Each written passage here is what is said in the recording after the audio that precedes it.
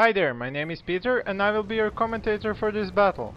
I'm using my standard balance build, while the enemy has a mainly Naginata army, 6 samurai and 2 monks Naginatas, with also matchlock monks. My bow monks are going to have only his monks as targets, since shooting arrows at Naginata samurai is as good as charging cavalry into Yari. It's a waste.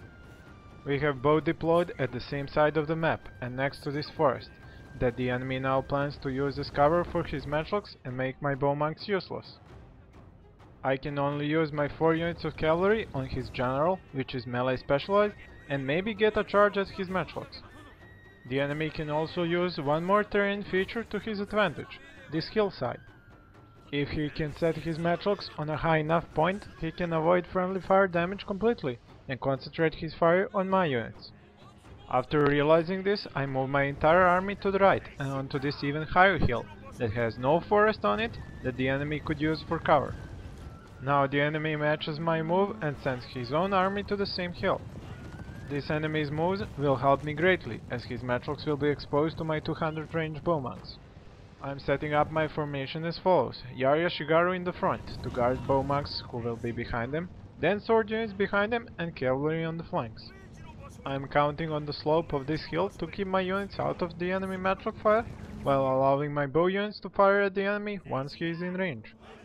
Next to their low armor stat and medium range, this is another weak point for matchlock units, but it is also one of the hardest to use against them. Now let's get a ground look and see if I have positioned my army properly, or was it just wasting time. It's looking good from here. My bow monks have already started to fire at the enemy, and his matchlock monks are my first targets, because of their low armor and their firepower. Next volleys are fire arrows, as they would not have helped against Naginata samurai anyway. Enemy matchlock monks are still silent, and he charges with his Naginata samurai forward. As I have more cavalry than the enemy, I will use my Yarya Shigaru to hold off the enemy Naginata samurai, so I can get my sword units to flank them, and for my bow units to get more kills on the enemy matchlocks. And speaking about them, the first unit is already wavering, it hasn't even fired a single volley at me. Bow monks did their jobs. Now the enemy attacks with his up until now hidden 2 Great Guard units. He charges my Great Guard unit, while my Yari cavalry charges his Great Guard units. Here I make a mistake, and instead of sending my sword units, that I have so well microed for a flank attack on his Naginatas, I send them to attack his Great Guard units.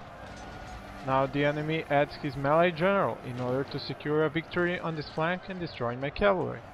He uses the bonsai ability and also tries to repeatedly charge at my Great Guard units. Our men are running from the battlefield! A shameful display! Meanwhile on the other flank, he gets a great charge with his Yari cavalry straight into my Katana samurai. I had cavalry just behind him, so allowing this to happen was a big mistake on my part. Another mistake that you can see here is that my bow monks are still firing on a matchlock unit that has already routed, wasting time and arrows. And to add another bad micro move on my part, I charge with my 2 cavalry units into his Naginatas, and only partially at his cavalry that was my intended target. Now I put my bow warrior monks into melee mode and send them to hold off the enemy Naginata samurai that are massed in the middle and are about to attack my bows and my general. In the forest, that is by the way a bad place to have a cavalry battle, the enemy general and his bodyguards are routing one of my Great Guard units. Also you can see my Nodachi and Katana samurai who are fighting his cavalry instead of his Naginatas that have endangered my general. The only upside is that the enemy matchlocks are not firing at my sword units, but at my cavalry that has engaged them.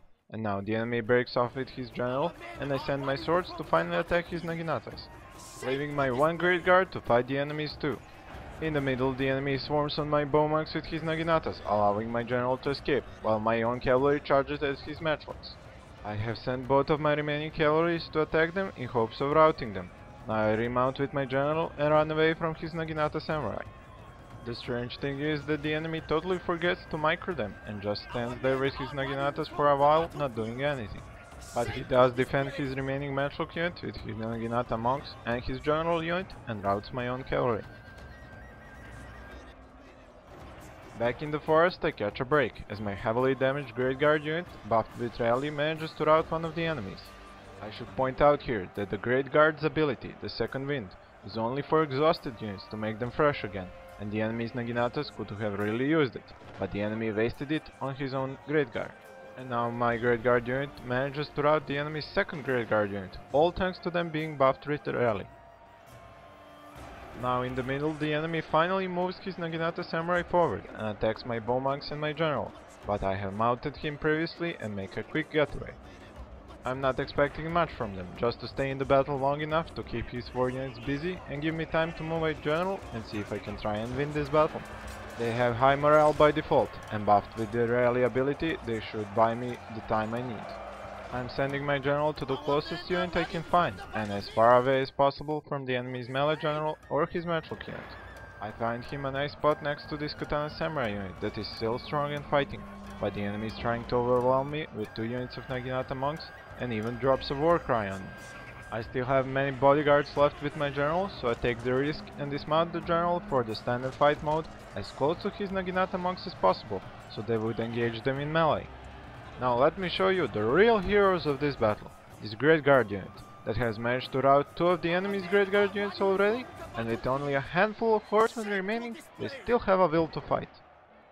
They were wavering there for a minute, but they did not rout, and I have a sweet target for them. The enemy's matchlock unit survived my Bowmonks, then my 2 cavalry units, but finally it will get destroyed by this Great Guard. As the enemy General countercharges them, they lose more horsemen and they are again wavering, but the enemy loses some of his bodyguards as well, and as my Nodachi are closing in, the enemy cuts his losses and retreats with his General unit. His matchlocks are now routed, but the Great Guard is still in there. The enemy Naginatas have routed all my Bowmonks, but they have brought me a lot of time, so their lives did not go to waste. As my Katana and Nodachi unit have chased off his General and routed one of his Naginatas, they are now ready to fight the rest of them at 4-to-1 odds. Now let's take a look at what the enemy General is up to. Oh damn, he has my own General in his sights and he's going to charge him.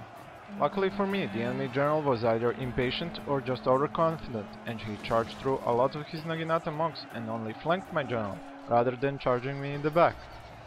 His already depleted numbers and his bad charge ends up getting his own General routed rather than mine.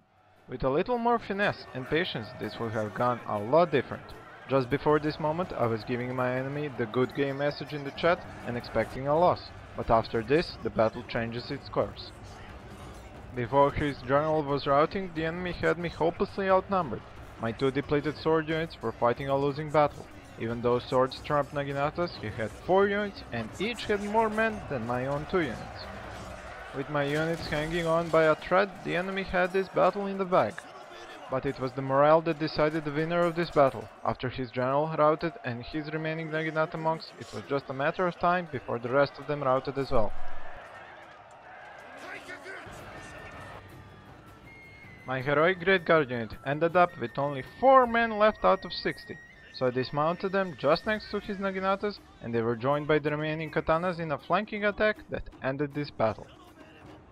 I hope you enjoyed this battle, and don't forget to write your own idea for the Name Thy Battle contest in the video comments.